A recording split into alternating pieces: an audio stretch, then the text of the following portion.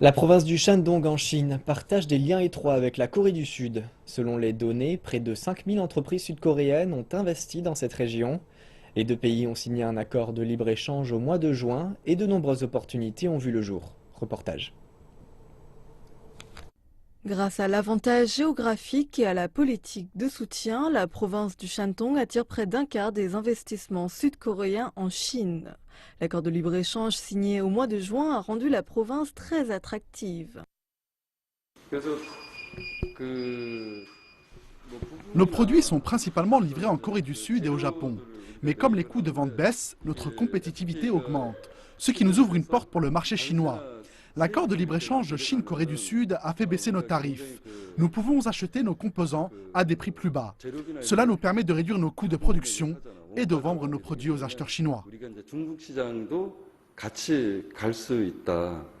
Monsieur Kim estime que son entreprise peut économiser jusqu'à 1 million de yuans en coûts de vente grâce à l'accord de libre-échange.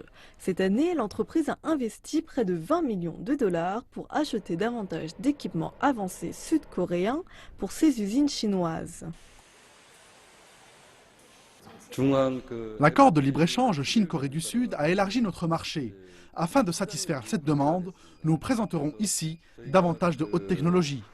Selon l'accord de libre-échange, la ville de Weihai de la province du Shandong et la ville d'Incheon en Corée du Sud ont été choisies comme zone d'essai pour l'accord de libre-échange. Lors des 10 premiers mois, Weihai a approuvé 67 projets de la Corée du Sud, soit une augmentation de 34% en un an. Davantage d'entreprises sud-coréennes montrent également leur intérêt à la ville.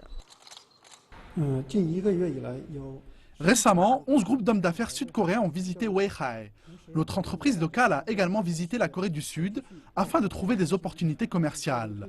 Les accords potentiels sont estimés à une valeur de 10 millions de dollars.